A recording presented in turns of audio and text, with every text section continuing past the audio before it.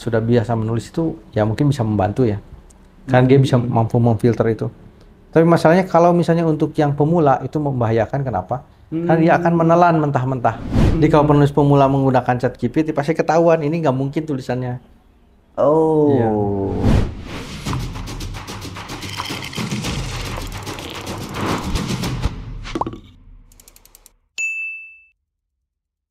Assalamualaikum warahmatullahi wabarakatuh. Salam. Para pemirsa Isola Edu, berjumpa kembali dengan bincang-bincang di Isola Edu Production. Hari ini kita akan berbincang-bincang melanjutkan 2 kali perbincangan kita tentang fenomena ChatGPT ya, yang jadi fenomena yang luar biasa ya. Beberapa waktu yang lalu kami mencoba mengutip survei dari yang dilakukan oleh Forbes bahwa ChatGPT itu memang ada dalam 2 kontinum ya. Di satu pihak itu sangat helpful, membantu, tetapi di pihak lain menakutkan ya, sangat menakutkan, harmful. Nah, oleh karena itu perbincangan kali ini kita juga akan mencoba membahas sisi baik dan sisi buruknya begitu dari ChatGPT itu, dengan menghadirkan seorang narasumber ya, yang memang sangat beken. Siapa dia?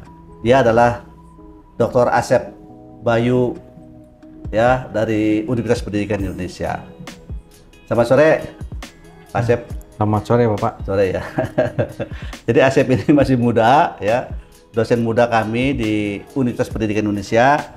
Tetapi supaya para pemirsa Isola Edu juga lebih mengetahui, berkenalan lebih dekat dengan Pak Asep ya.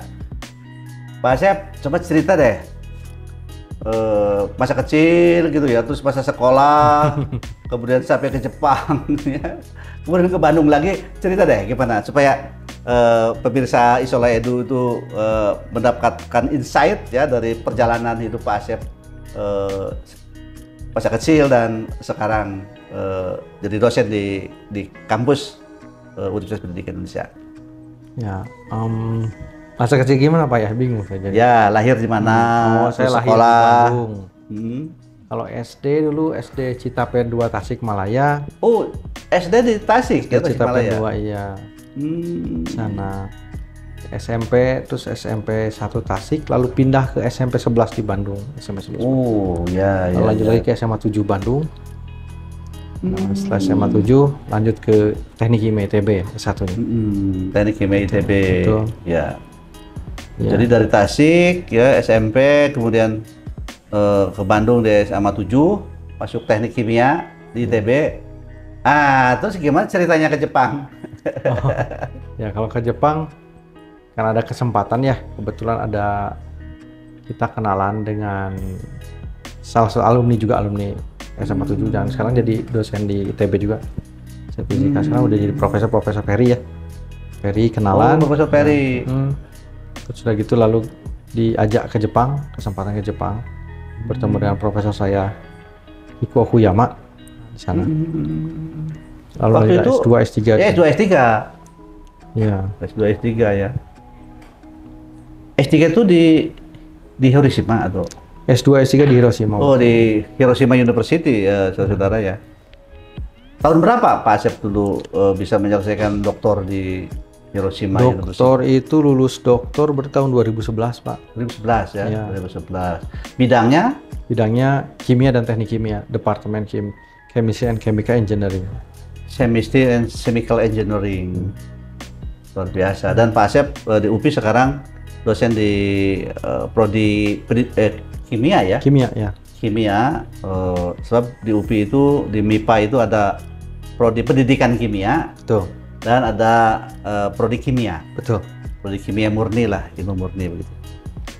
Nah, Pak Asep ini hadirin seorang dosen muda yang sangat produktif dalam menulis ya, terutama menulis paper. Nah, oleh karena itu ini bincang-bincang kami tentang ChatGPT itu sekarang difokuskan kepada bagaimana sebetulnya peluang dan tantangan ChatGPT itu dalam menulis, Pak Asep nih, dalam menulis ya. Apakah memang bisa dimanfaatkan, bisa lebih membantu atau bagaimana? Sebab Pak Asep tadi sudah bincang-bincang sebelum ini, ya barangkali memang perlu disikapi dengan baik begitu ya. Bagi penulis-penulis yang pemula atau bagi para pembelajar pemula barangkali bagaimana nih apa namanya dampaknya, dan juga bagi apa namanya para penulis, para peneliti yang sudah mapan begitu. Sebab begini Pak Asep, pernah ada wawancara dengan CEO Microsoft, Satya Nadella ya. Satya Nadella itu pernah ditanya, bagaimana nih kehadiran ChatGPT itu? Apakah memang akan berpengaruh kepada lapangan pekerjaan? Satya Nadella tuh menjawab begini, sejak ditemukannya atau sejak berkembangnya teknologi baru, itu selalu ada dampak terhadap pekerjaan gitu ya. Misalnya apa namanya, mulai dari perkembangan teknologi dalam revolusi industri yang pertama misalnya gitu, ditemukannya mesin uap gitu, sehingga memang banyak pekerjaan-pekerjaan kasar gitu awal-awal gitu. Tapi kata Satya Nadella, itu khusus ChatGPT ini sudah bisa menyasar ya, menggantikan pekerjaan-pekerjaan yang knowledge ekonomi juga gitu. Coba dalam hal tulis menulis nih ya, terutama menulis paper begitu, bagaimana peluang dan tantangannya Pak Asep? Ya. Kehadiran IA ini. Betul Pak, sebetulnya kalau menulis itu seni ya Pak ya. Seni itu tidak bisa dibandingkan dengan yang namanya AI ya. Gitu. Memang betul katanya kalau ChatGPT itu bisa membantu. Ya. Tetapi kalau seninya tuh kan berbeda ya begitu. Jadi kalau misalnya ChatGPT itu kan seperti tadi Bapak jelaskan, ada yang namanya membahayakan, ada yang namanya menolong. Nah, kalau menolong mungkin bisanya begini, kalau misalnya untuk yang sudah biasa menulis mungkin itu bisa menolong. Jadi menambah ilmu. Tapi kan kalau yang sudah biasa menulis kan biasanya bisa memfilter. Ini benar atau tidak. Karena kemarin juga saya belum pernah coba ChatGPT ya. Hanya mahasiswa saya sudah coba. Ketika diuji coba, ternyata katanya ya masih keliru dasar-dasar teorinya itu, karena kayak sepertinya ChatGPT itu ngambil data-data dari internet saja. Iya betul. Jadi tidak ada namanya, sebenarnya dia nggak punya basic knowledge-nya sebenarnya. Jadi kadang-kadang keliru, jadi katanya memang harus difilter berkali-kali. Nah, yang membahayakan kalau misalnya itu untuk yang kemampuan menulisnya itu, maksudnya ya bukan pemain baru gitu ya. Yang sudah biasa menulis itu ya mungkin bisa membantu ya, kan dia bisa mampu memfilter itu. Tapi masalahnya kalau misalnya untuk yang pemula itu membahayakan. Kenapa? Karena dia akan menelan mentah-mentah hasil daripada ChatGPT itu. Ya, gitu. Ini ya. Pemirsa, jadi Pak Asep memberikan penjelasan ini yang menarik ya. Jadi memang bagi para ilmuwan atau bagi para penulis, terutama ya penulis pemula, ya ini bisa menelan mentah-mentah tuh informasi itu dari ChatGPT itu ya. Ya itu membahayakan ya, tidak ada proses belajar ya, tidak ada proses berpikir kritis begitu. Tetapi kata Pak Asep, bagi para penulis yang sudah mapan gitu ya, sudah berpengalaman, itu bisa memfilter ya, bisa memfilter misalnya. Sebab kan betul di sini juga pada saat pemirsa, pada saat saya tanya ya, apa tuh ChatGPT itu, katanya di sini dia jawab, ChatGPT adalah model bahasa besar yang dilatih oleh OpenAI untuk melakukan tugas generasi teks, memahami pertanyaan dan memberikan jawaban sederhana. Jadi sebetulnya dia juga polite gitu ya, jadi dia juga merendah gitu, memang hanya memberikan jawaban sederhana gitu. Nah, saya lanjutkan pertanyaan itu, bagaimana cara kerjanya? ChatGPT bekerja dengan menerima masukan teks dalam bentuk pertanyaan atau perintah, lalu menggunakan algoritma pemrosesan bahasa untuk memahami inti dari masukan tersebut. gitu ya. Jadi memang betul kata Pak Asep tadi. Jadi sumber-sumber informasi ChatGPT itu ya memang diambil dari data-data yang ada di internet gitu ya. Kemudian dia jawab, model ini menggunakan teknik generasi teks untuk menghasilkan jawaban yang sesuai dengan masukan yang diterima. Semua ini dilakukan dengan memanfaatkan konsep deep learning dan transformer yang memungkinkan model untuk memahami dan membuat hubungan antar kata dalam bahasa. Nah, jadi memang sebetulnya betul Pak Asep. Jadi kan informasi yang diperoleh dari ChatGPT itu bagi orang-orang yang sudah mapan gitu ya, pengetahuannya sudah banyak gitu kan, itu kan bisa disaring, dan barangkali jawaban-jawaban yang diberikan ChatGPT itu ya memang untuk mempermudah aja, untuk mempercepat proses saja gitu ya. Untuk selanjutnya disesuaikan, diedit, di macam-macam begitu. Saya kira memang seperti itu ya, inline dengan pandangan-pandangan di dunia sana. Misalnya di Stanford University juga sekarang sudah mulai dewan dosen membicarakan bagaimana mengubah, katanya mereka sudah mulai mengubah.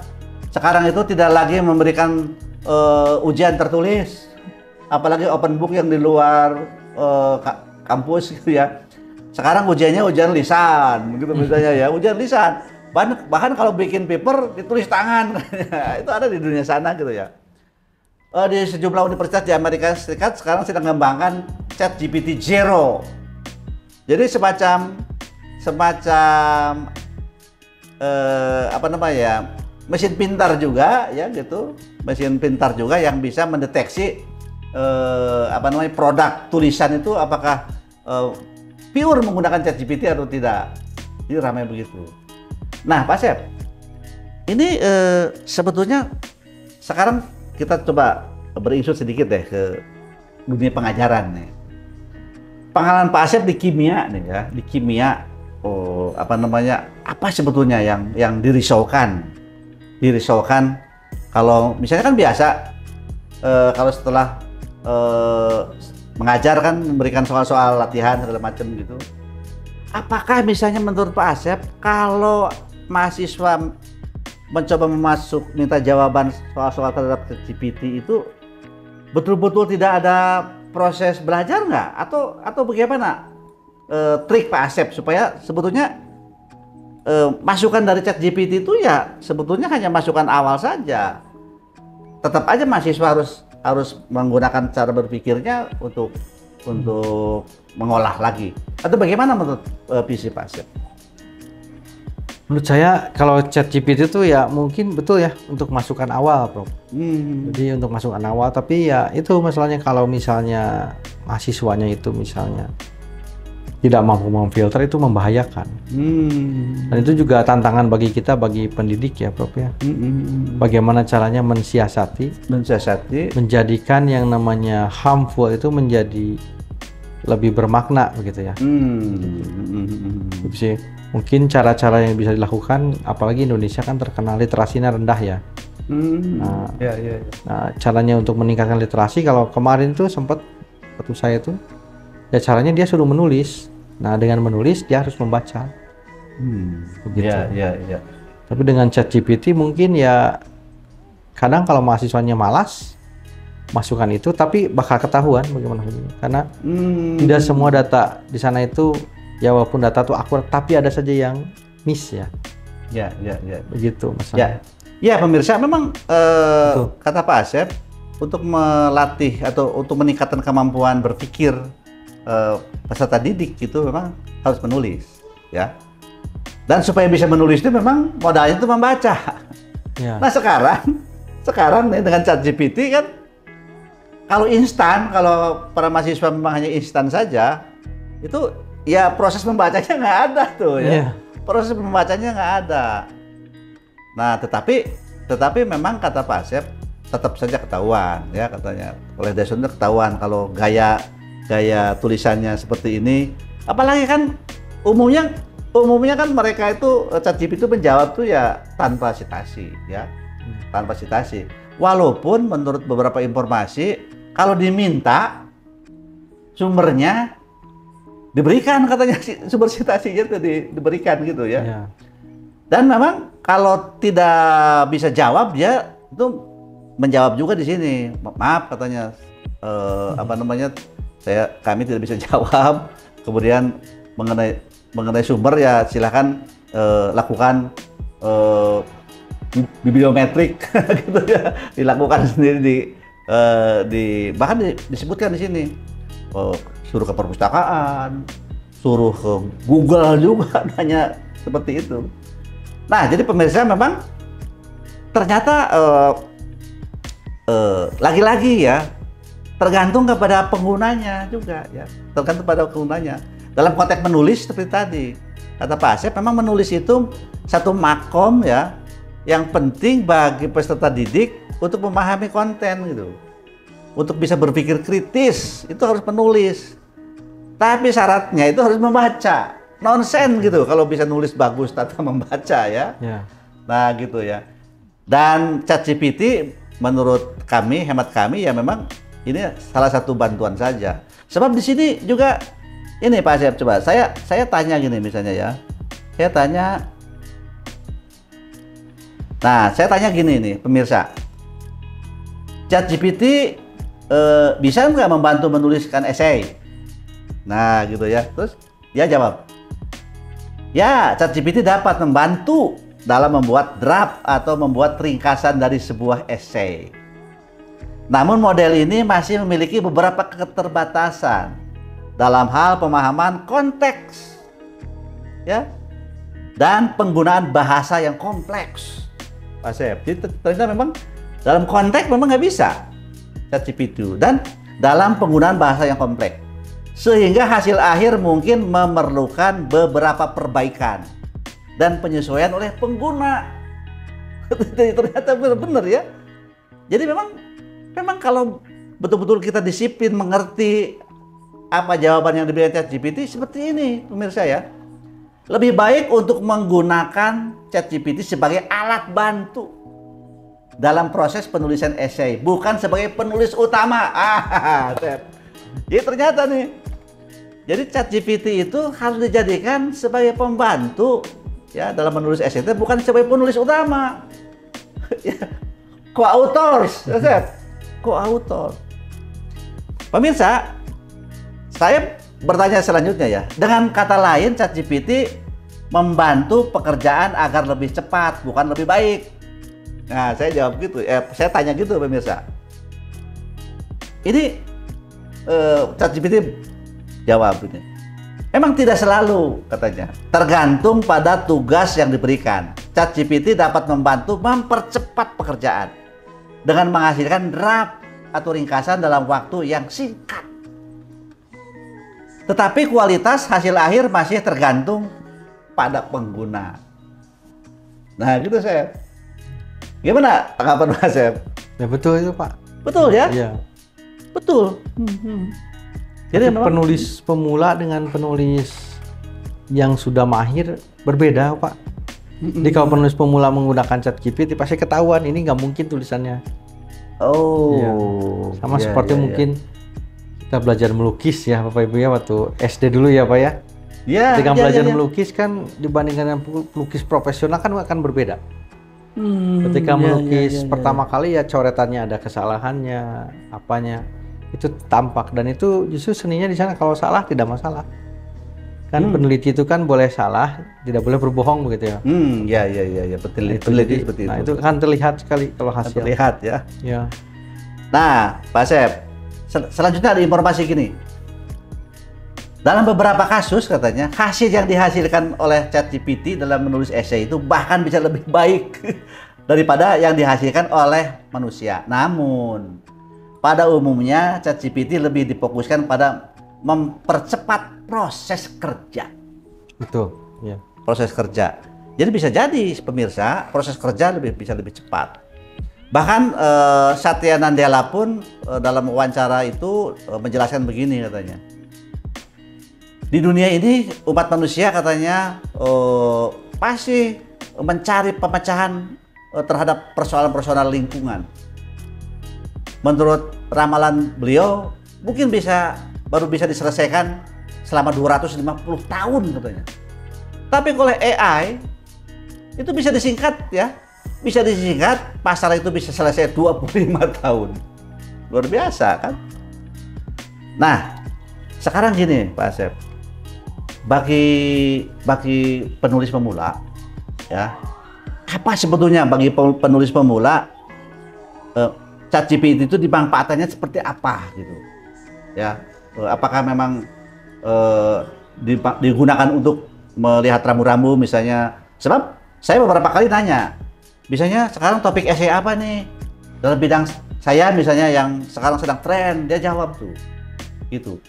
Jadi atau yang bagaimana bagi para penulis pemula, sedangkan bagi para penulis yang sudah mapan kan ini sudah jelas oleh Pak Asep disebutkan tadi untuk mempercepat proses. Jadi mengcutting beberapa langkah yang yang biasanya lama gitu lebih cepat gitu. Kalau bagi pemula apa sebetulnya yang harus bisa memanfaatkan ChatGPT itu dalam proses apa? Kalau misalnya ChatGPT mau dijadikan sebagai bahan tambahan, silahkan gitu. Tidak masalah gitu. Bahan tambahan. Ya, tapi kalau misalnya jadi referensi utama tidak mungkin karena tidak akan mungkin. Berbeda hasilnya. Iya, tidak mungkin. Iya. Ya, kalau yang pemula ya jalani aja seperti halnya melukis. Ya kan tadi seperti saja. Kalau misalnya kita bisa melukis ya bertahap begitu. Bertahap. Tidak masalah.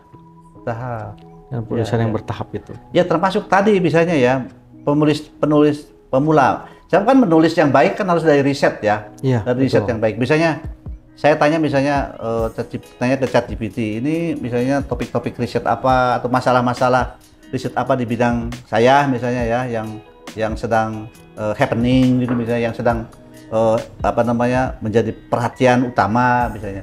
Nah, setelah ada jawaban itu, baru misalnya kita kan dibantu lah kita ya. Betul. Biasanya kan kita memang bisa nyari referensi dari berbagai artikel misalnya ya, rekomendasi dari artikel itu apa kan, so dia itu sudah mengkoleksi memang informasi penting gitu. Saya kira itu pemirsa ya. Pak Cep, kita minum dulu Pak. Iya Pak.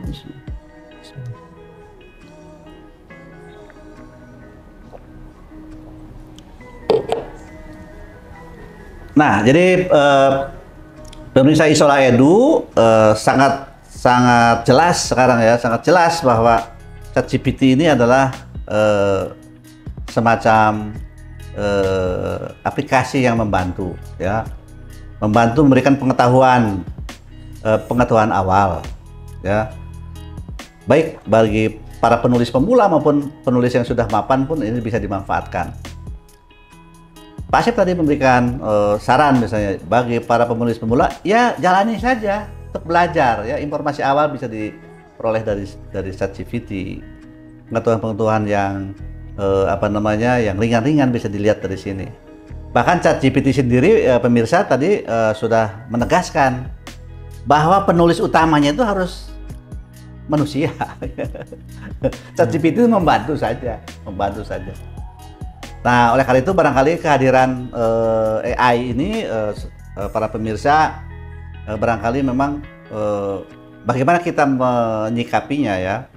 Apakah kita menyikapi kehadiran ini menjadi pembantu kita ya, mempermudah, mempercepat kerja kita, dengan tetap ya urusan konteks, urusan bahasa kompleks itu sudah disebutkan sama dia sendiri tadi, tidak bisa. Nah, oleh karena itu barangkali kehadiran teknologi ini kita tetap aja wait and see ya gitu. Yeah. Sambil jalan kita coba memanfaatkan untuk kebaikan kita, tetapi tetap saja ya endingnya itu ya, hasilnya itu harus berdasarkan pemikiran manusia ya. Konteks dalam tulisan luar biasa. ChatGPT nggak tahu menjelaskan konteks, nggak tahu ya, nggak tahu menjelaskan konteks. Apalagi data yang dia punya itu hanya sampai tahun 2021.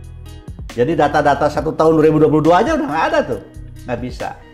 Nah, oleh karena itu kita boleh hati-hati begitu ya. Kita menerima ini dengan hati-hati, tetapi harus dengan bijaksana begitu. memanfaatkannya untuk sumber pengetahuan.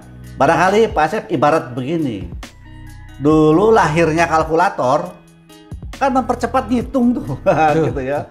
Gitu saja barangkali. Jadi ChatGPT itu kita ibaratkan saja seperti kalkulator dulu pada saat orang kita hanya dihitung pakai itu saja gitu. Dengan kalkulator ya akhirnya sudah terbiasa juga. Tetapi kan kalkulator itu juga bukan segala-galanya kan gitu. Jadi perlu dicek and recheck. Apalagi dalam konteks menulis paper, ya. Menulis paper itu juga harus ada konteksnya, harus bahasanya yang kompleks, terus pemikiran manusia, pemikiran kritis manusia itu juga tidak bisa digantikan oleh mesin. Tetapi dalam konteks ini mesin membantu proses lebih cepat. Saya kira demikian pemirsa. Terima kasih Pak Asep dari kesibukan yang luar biasa nih. Pak Asep itu luar biasa sibuknya, terutama masih dalam kesibukan mengajar, meneliti di laboratorium. Ya, tadi pagi-pagi juga saya sudah berjumpa Pak Asep itu baru keluar dari lab, ya. Masih pakai jaket lab itu, keluar dari lab bersama mahasiswa di laboratorium. Saya kira terima kasih sekali lagi Pak Asep, dan mudah-mudahan kita bisa lebih arif dan bijaksana di dalam menanggapi kehadiran AI yang baru ini ya. Mudah-mudahan bisa menambah pengetahuan bagi kita, dan juga kita tuh juga tidak kurang-kurang pemikiran kreatif dan kritis kita. Saya kira demikian, terima kasih. Kita akhiri saja. Ucapan alhamdulillahirabbil alamin. Assalamualaikum warahmatullahi wabarakatuh. Assalamualaikum warahmatullahi wabarakatuh.